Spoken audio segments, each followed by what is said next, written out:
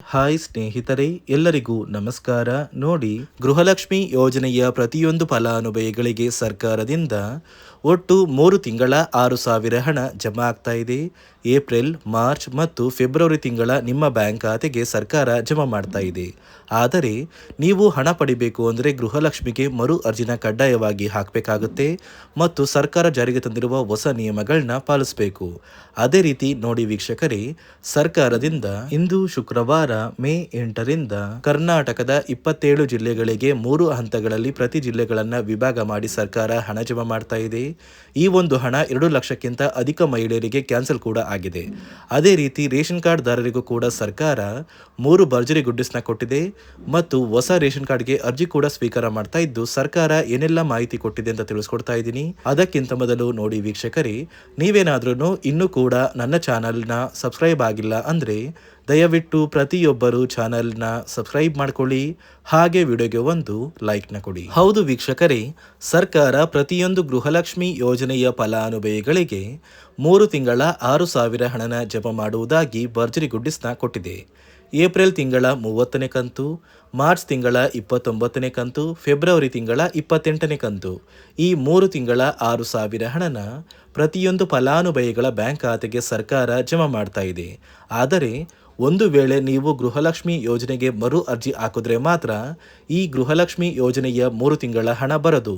ಕಡ್ಡಾಯವಾಗಿ ಪ್ರತಿ ಫಲಾನುಭವಿಗಳು ಈ ಮೇ ತಿಂಗಳಲ್ಲಿ ಗೃಹಲಕ್ಷ್ಮಿಗೆ ಮರು ಅರ್ಜಿನ ಹಾಕಬೇಕು ಅಂತ ಸರ್ಕಾರ ಆದೇಶ ಕೊಟ್ಟಿದೆ ಮತ್ತು ಗೃಹಲಕ್ಷ್ಮಿಗೆ ಕೆಲವು ನಿಯಮಗಳನ್ನ ಜಾರಿಗೆ ತಂದಿದ್ದು, ಸಾಕಷ್ಟು ಫಲಾನುಭವಿಗಳಿಗೆ ಇನ್ನು ಮುಂದೆ ಗೃಹಲಕ್ಷ್ಮಿ ಹಣ ಕೂಡ ಕ್ಯಾನ್ಸಲ್ ಆಗಿದೆ. ಹಾಗಾದರೆ ಸರ್ಕಾರ ಯಾವ ಕಾರಣಕ್ಕೆ ಈ ರೀತಿಯ ಹೊಸ ಬದಲಾವಣೆಗಳನ್ನ ಜಾರಿಗೆ ತಂದಿದೆ ಅಂತ ಕೂಡ ತಿಳಿಸ್ಕೊಡ್ತಾ ಇದ್ದೀನಿ. ಅದಕ್ಕಿಂತ ಮೊದಲು ನೋಡಿ ವೀಕ್ಷಕರೇ, ಇಂದು ಶುಕ್ರವಾರ ಮೇ 8ರಿಂದ ಕರ್ನಾಟಕದ ಯಾವ 27 ಜಿಲ್ಲೆಗಳಿಗೆ 3 ಹಂತಗಳಲ್ಲಿ ಸರ್ಕಾರ ಪ್ರತಿ ವಿಭಾಗಗಳಿಗೆ ಹಣ ಜಮಾ ಮಾಡ್ತಾ ಇದೆ ಅಂತ ನಾನು ನಿಮಗೆ ತಿಳಿಸ್ಕೊಡ್ತಾ ಇದ್ದೀನಿ. ನೋಡಿ ವೀಕ್ಷಕರೇ, ಮೊದಲ ಹಂತದಲ್ಲಿ ಬಾಗಲಕೋಟೆ, ಬೆಳಗಾವಿ, ವಿಜಯಪುರ, ಧಾರವಾಡ, ಗದಗ, ಹಾವೇರಿ, ಉತ್ತರ ಕನ್ನಡ, ಬಳ್ಳಾರಿ, ಬೀದರ್, ಕಲಬುರಗಿ ಮತ್ತು ಕೊಪ್ಪಳ ಈ ಜಿಲ್ಲೆಗಳಿಗೆ ಮೊದಲ ಹಂತದಲ್ಲಿ ಹಣ ಬರ್ತಾ ಇದೆ. ಎರಡನೆಯ ಹಂತದಲ್ಲಿ ಬೆಂಗಳೂರು ನಗರ, ಬೆಂಗಳೂರು ಗ್ರಾಮಾಂತರ, ರಾಮನಗರ, ಚಿಕ್ಕಬಳ್ಳಾಪುರ, ಚಿತ್ರದುರ್ಗ, ದಾವಣಗೆರೆ, ಕೋಲಾರ, ಶಿವಮೊಗ್ಗ ಮತ್ತು ತುಮಕೂರು.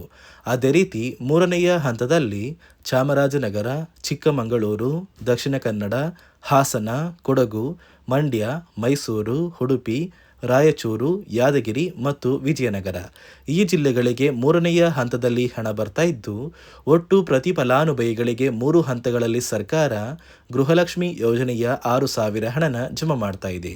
ನಿಮ್ಮ ಬ್ಯಾಂಕ್ ಖಾತೆಗೂ ಕೂಡ ಆದಷ್ಟು ಬೇಗ ಹಣ ಬರುತ್ತೆ. ಆದರೆ ಸಾಕಷ್ಟು ಫಲಾನುಭವಿಗಳಿಗೆ ಇನ್ನು ಮುಂದೆ ಗೃಹಲಕ್ಷ್ಮಿ ಹಣ ಕ್ಯಾನ್ಸಲ್ ಆಗ್ತಾ ಇದೆ. ನಿಮ್ಮ ಬ್ಯಾಂಕ್ ಖಾತೆಗೆ ಹಣ ನೀವು ಪಡಿಬೇಕು ಅಂದರೆ ಈ ಕೂಡಲೇ ಆದಷ್ಟು ಬೇಗ ಗೃಹಲಕ್ಷ್ಮಿಗೆ ಮರು ಅರ್ಜಿನ ನೀವು ಹಾಕಬೇಕು. ನಿಮ್ಮ ಬ್ಯಾಂಕ್ ಖಾತೆಗೆ ಹಣ ಜಮಾ ಆಗಬೇಕು ಅಂದರೆ ಈ ಮೇ ತಿಂಗಳಲ್ಲಿ ನೀವು ಒಂದು ಮುಖ್ಯವಾದ ಕೆಲಸನ ಮಾಡಬೇಕಾಗುತ್ತೆ. ಆ ಒಂದು ಕೆಲಸ ಏನು ಅಂದರೆ ಗೃಹಲಕ್ಷ್ಮಿಗೆ ಮರು ಅರ್ಜಿನ ಹಾಕೋದು ಕಡ್ಡಾಯವಾಗಿದೆ. ನೀವು ಮರು ಅರ್ಜಿ ಹಾಕಿದ್ರೆ ಮಾತ್ರ ನಿಮ್ಮ ಬ್ಯಾಂಕ್ ಖಾತೆಗೆ ಗೃಹಲಕ್ಷ್ಮಿ ಹಣ ಬರೋದು. ಹಾಗಾದ್ರೆ ಹೇಗೆ ಈ ಮರು ಅರ್ಜಿನ ಹಾಕಬೇಕು ಅಂತ ನೀವು ಕೇಳ್ಬೋದು, ಮತ್ತು ಯಾವ ಕಾರಣಕ್ಕೆ ಅಂತ. ನೋಡಿ ವೀಕ್ಷಕರೇ, ಸುಮಾರು 2 ಲಕ್ಷಕ್ಕಿಂತ ಅಧಿಕ ಮಹಿಳೆಯರು ಗೃಹಲಕ್ಷ್ಮಿ ಯೋಜನೆಯಲ್ಲಿ ಇಲ್ಲಿಯವರೆಗೂ ಮರಣ ಹೊಂದಿದ್ದಾರೆ. ಸೊ ಮರಣ ಹೊಂದಿರುವ ಫಲಾನುಭವಿಗಳ ಒಂದು ಹೆಸರನ್ನ ಗೃಹಲಕ್ಷ್ಮಿ ಯೋಜನೆಯಿಂದ ಸರ್ಕಾರ ಕ್ಯಾನ್ಸಲ್ ಮಾಡಬೇಕು. ಯಾಕಂದ್ರೆ ಆ ಫಲಾನುಭವಿಗಳ ಬ್ಯಾಂಕ್ ಖಾತೆಗೆ ಇನ್ನೂ ಕೂಡ ಹಣ ಜಮಾ ಆಗ್ತಾ ಇದೆ. ಇದೇ ಕಾರಣಕ್ಕೆ ಈ ಮೇ ತಿಂಗಳಲ್ಲಿ ಸರ್ಕಾರದಿಂದ ಕೆಲವು ಅಧಿಕಾರಿಗಳನ್ನ ನೇಮಕ ಮಾಡಿ ನಿಮ್ಮ ಮನೆಗೆ ಬಂದು ಪ್ರತಿಯೊಂದು ಫಲಾನುಭವಿಗಳ ಒಂದು ದಾಖಲಾತಿಗಳನ್ನ ಚೆಕ್ ಮಾಡ್ತಾರೆ. ಸೊ ದಾಖಲಾತಿಗಳನ್ನ ಚೆಕ್ ಮಾಡಿ ಎಂಟ್ರಿ ಮಾಡ್ಕೊಂಡು ಹೋಗ್ತಾರೆ. ನಂತರ ಪ್ರತಿಯೊಂದು ಫಲಾನುಭವಿಗಳಿಗೆ ಗೃಹಲಕ್ಷ್ಮಿ ಹಣ ಜಮಾ ಆಗೋದು. ಅದೇ ರೀತಿ ಇನ್ನು ಮುಂದೆ ವರ್ಷದ ಕೊನೆಯಲ್ಲಿ ನೀವು ಗೃಹಲಕ್ಷ್ಮಿ ಯೋಜನೆಗೆ ನೀವು ಹೊಂದಿರುವ ಲೈಫ್ ಸರ್ಟಿಫಿಕೇಟ್ನ ಕೊಟ್ಟು ಮರು ಅರ್ಜಿ ಹಾಕಿದರೆ ಮಾತ್ರ ನಿಮ್ಮ ಬ್ಯಾಂಕ್ ಖಾತೆಗೆ ಮುಂದಿನ ತಿಂಗಳಿಂದ ಗೃಹಲಕ್ಷ್ಮಿ ಹಣ ಬರೋದು ಅಂತ ಸರ್ಕಾರ ಆದೇಶ ಕೊಟ್ಟಿದೆ. ಈಗಾಗಲೇ ಫಲಾನುಭವಿಗಳ ಬ್ಯಾಂಕ್ ಖಾತೆಗೆ ಒಟ್ಟು 3 ತಿಂಗಳ ಗೃಹಲಕ್ಷ್ಮಿ ಹಣನ ಸರ್ಕಾರ ಜಮಾ ಮಾಡ್ತಾ ಇದೆ. ನಿಮ್ಮ ಬ್ಯಾಂಕ್ ಖಾತೆಗೂ ಕೂಡ ಸರ್ಕಾರ ಈ ಮೇ ತಿಂಗಳ 10ನೇ ತಾರೀಕಷ್ಟರಲ್ಲಿ ಪ್ರತಿಯೊಂದು ಫಲಾನುಭವಿಗಳಿಗೆ ಸೇರಬೇಕಾಗಿರುವ 3 ತಿಂಗಳ ಗೃಹಲಕ್ಷ್ಮಿ ಹಣ ಜಮಾ ಆಗುತ್ತೆ.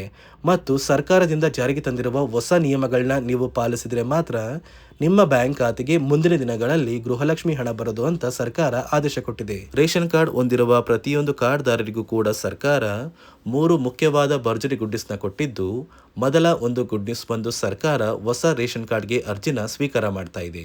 ನೀವು ಕೂಡ ಹೊಸ ರೇಷನ್ ಕಾರ್ಡ್ನ ಪಡಿಬೇಕು ಅಂದರೆ ಆದಷ್ಟು ಬೇಗ ಅರ್ಜಿನ ಹಾಕಿ. ಅದೇ ರೀತಿ ಎರಡನೆಯ ಒಂದು ಗುಡ್ ನ್ಯೂಸ್ ಬಂದು ನೋಡಿ ವೀಕ್ಷಕರೇ, ನಿಮ್ಮ ಒಂದು ರೇಷನ್ ಕಾರ್ಡ್ಗೆ ಸರ್ಕಾರ ಈ ಏಪ್ರಿಲ್ ತಿಂಗಳಲ್ಲಿ ಫೆಬ್ರವರಿ ಮತ್ತು ಮಾರ್ಚ್ ತಿಂಗಳ ಒಟ್ಟು 2 ತಿಂಗಳ ಇಂದಿರಾ ಕಿಟ್ನ ವಿತರಣೆ ಮಾಡ್ತಾ ಇದೆ. 5 ರೀತಿಯ ಆಹಾರ ಪದಾರ್ಥಗಳು ಇರುವಂತಹ 10 ಆಹಾರ ಪದಾರ್ಥಗಳನ್ನ ಸರ್ಕಾರ ಈ ಏಪ್ರಿಲ್ ತಿಂಗಳಲ್ಲಿ ಪ್ರತಿಯೊಂದು ರೇಷನ್ ಕಾರ್ಡ್ದಾರರಿಗೆ ಕೊಡ್ತಾ ಇದ್ದು, ಪ್ರತಿಯೊಬ್ಬರಿಗೂ ಆದಷ್ಟು ಬೇಗ ಈ ಒಂದು ಸೌಲಭ್ಯ ಸಿಗ್ತಾ ಇದೆ. ಅದೇ ರೀತಿ ಮೂರನೆಯ ಒಂದು ಗುಡ್ ನ್ಯೂಸ್ ಬಂದು, ಇನ್ನು ಮುಂದೆ ನೀವು ಉಚಿತ ಅಕ್ಕಿ ಪಡಿಬೇಕು ಅಂದರೆ ಆ ಒಂದು ಬಯೋಮೆಟ್ರಿಕ್ ಮಷಿನ್ ಮೇಲೆ ಬೆರಳಿಡುವಂತಹ ಅವಶ್ಯಕತೆ ಇಲ್ಲ. ಯಾಕಂದರೆ ಇದೀಗ ಸರ್ಕಾರ ನಿಮ್ಮ ಒಂದು ಬೆರಳು ಆ ಒಂದು ಮಷಿನಲ್ಲಿ ಎಂಟ್ರಿ ಆಗಿಲ್ಲ ಅಂದರೂ ಕೂಡ ಆ ಒಂದು ಅಧಿಕಾರಿಗಳು ಪುಸ್ತಕದಲ್ಲಿ ನಿಮ್ಮ ಒಂದು ಹೆಸರನ್ನ ಬರ್ಕೊಂಡು ನಿಮ್ಮ ಕಾರ್ಡಿಗೆ ಅಕ್ಕಿನ ಕೊಡಬೇಕು ಅಂತ ಸರ್ಕಾರ ಆದೇಶ ಕೊಟ್ಟಿದ್ದು, ಈ 3 ಗುಡ್ ನ್ಯೂಸ್ನ ಪ್ರತಿಯೊಂದು ಫಲಾನುಭವಿಗಳಿಗೆ ಸರ್ಕಾರ ಕೊಡ್ತಾ ಇದೆ. ಇದರ ಜೊತೆಗೆ ನಿಮ್ಮ ಬ್ಯಾಂಕ್ ಖಾತೆಗೆ ಗೃಹಲಕ್ಷ್ಮಿ ಯೋಜನೆಯ ಹಣ ಇನ್ನು ಮುಂದೆ ಬರಬೇಕು ಅಂದರೆ 5 ರೀತಿಯ ಹೊಸ ನಿಯಮಗಳನ್ನ ನೀವು ಪಾಲಿಸಬೇಕು ಅಂತ ಸರ್ಕಾರ ಆದೇಶ ಕೊಟ್ಟಿದೆ.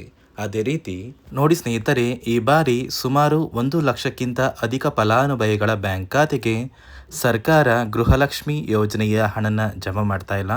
ಕಾರಣ ಏನು ಅಂದರೆ, ನಿಮ್ಮ ಬ್ಯಾಂಕ್ ಖಾತೆಗೆ ಡೆಬಿಟ್ ಮೂಲಕ ಹಣ ಜಮಾ ಮಾಡುವಂತಹ ಸಂದರ್ಭದಲ್ಲಿ ಸರ್ಕಾರ ಸಾಕಷ್ಟು ಫಲಾನುಭವಿಗಳ ಒಂದು ಬ್ಯಾಂಕ್ ಖಾತೆಗೆ ಹಣ ಜಮಾ ಮಾಡೋದನ್ನು ಕ್ಯಾನ್ಸಲ್ ಮಾಡಿದೆ.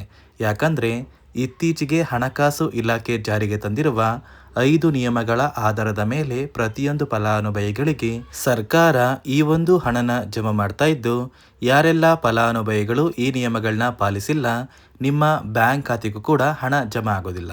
ಹಾಗಾದರೆ ಬನ್ನಿ ಸ್ನೇಹಿತರೆ, ಸರ್ಕಾರ ಜಾರಿಗೆ ತಂದಿರುವ ಆ 5 ಹೊಸ ನಿಯಮಗಳು ಏನು ಅಂತ ನಾನು ನಿಮಗೆ ತಿಳಿಸ್ಕೊಡ್ತಾ ಇದ್ದೀನಿ.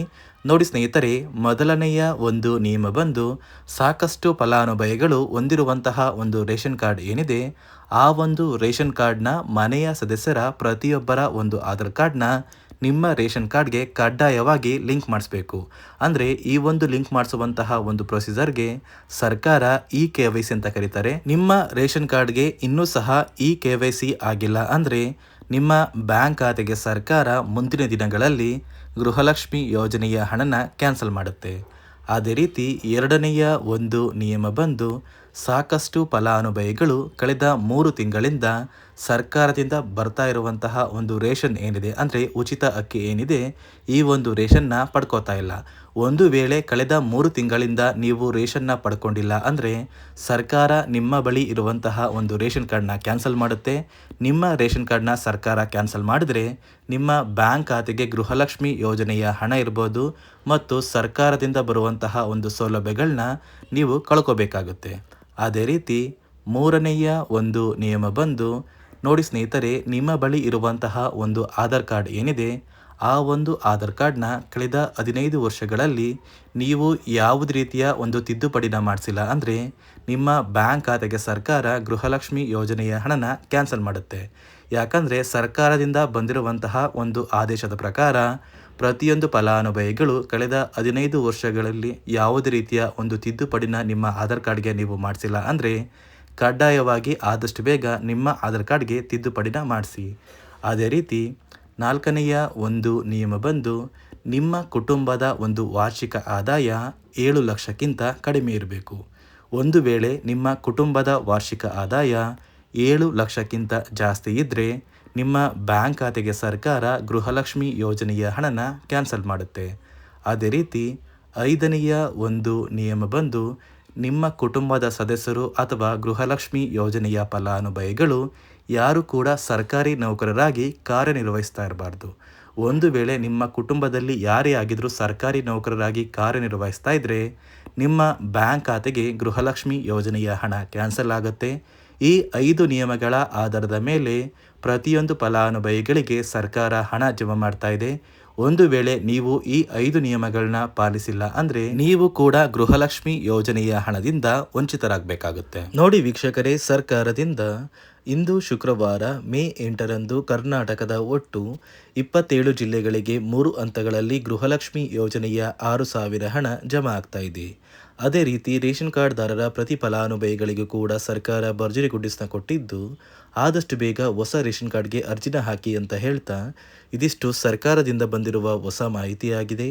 ನಾನು ಕೊಟ್ಟಿರುವ ಮಾಹಿತಿ ನಿಮಗೆ ಇಷ್ಟ ಆಗಿದ್ದಲ್ಲಿ ದಯವಿಟ್ಟು ಪ್ರತಿಯೊಬ್ಬರು ನನ್ನ ಚಾನಲ್ನ ಸಬ್ಸ್ಕ್ರೈಬ್ ಮಾಡ್ಕೊಳ್ಳಿ, ಹಾಗೆ ವಿಡಿಯೋಗೆ ಒಂದು ಲೈಕ್ನ ಕೊಡಿ.